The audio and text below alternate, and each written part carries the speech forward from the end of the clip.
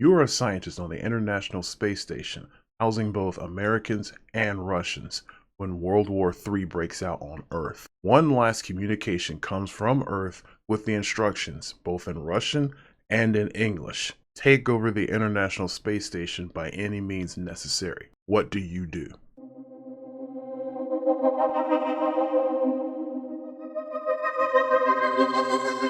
How goes it, folks? Jolly Yellow talking to you, and I'm here to share something with you that you might not otherwise have seen or known about. And today I present to you the movie I.S.S. So the premise of I.S.S. is very simple, just as I laid out. We're dealing with the International Space Station. Americans and Russians are working together when all of a sudden World War III breaks out, and that one last message comes up to the space station, and that just sets up for a psychological thriller that has a science fiction setting. At the time that everything goes down, there are 3 American scientists and there are 3 Russian scientists.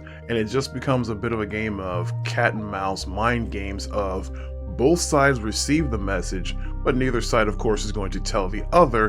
And then it's just kind of working back and forth over who can actually take over the space station before the other one can make their own move. So one thing I very much enjoyed about this movie is it does take its time to humanize the characters that are on the space station. You may recall previously, I talked about the movie The Europa Report, which that was a very nice space exploration movie, but one of its big flaws was there wasn't very much humanity to the characters, not much motivation to care about the survival of the characters. Well, this actually addresses it very well, and work our way through the movie, and I very much wanted to see some of these characters actually survive to the end of the movie, but of course I'm not going to spoil that for you. So with the movie taking place on the space station, that means we're already in a very precarious situation just by simply being out in space, regardless of what may be going on Earth and the risks involved with trying to survive. We're out in space, so an engineering problem can go wrong and we have a hole in the station. We could lose life support, things can go wrong there. Supplies might get tampered with. So there's just a long list of things that could go wrong on this space station, which add to the tension of the cat and mouse back and forth Americans versus Russians setup. I love the way that it did it, because again, it's presented in a very nice way that had you kind of guessing, will they, won't they? Will they decide to work together? Will some of them try to work together while others try to work separately and truly follow the orders of take over the station?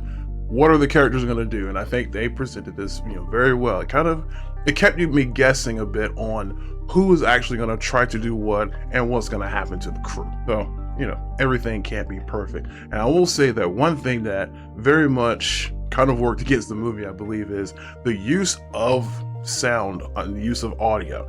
There are several moments in the movie where, of course, there's going to be tense music where something looks like it's about to happen or something major is about to happen in the movie, and I think the sound was just a bit off. There were times where the ambient music or even the tense music of the scene was just entirely too loud, or it overtook sometimes even the dialogue of what was going on in a scene. So I think kind of the sound direction, sound engineering could have used a little bit of work, and unfortunately, I bring that up because sound is very much a large part of building up a scene, bringing up a major moment or a major shift of what's going to happen in the movie. So when that element is off, it can kind of spoil the enjoyment of the movie. Spoils it a little bit, but I wouldn't say it ruins the movie. I still think it is overall worth watching.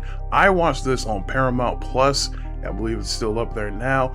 I would say go check it out. It's not that long. I believe it's about an hour, 45 minutes, 2 hours long. So this is something you can sit down on a casual night and just watch a movie and enjoy yourself with it. So this is Jolly Yellow talking about the movie I.S.S. You folks have a good day. Jolly Yellow out.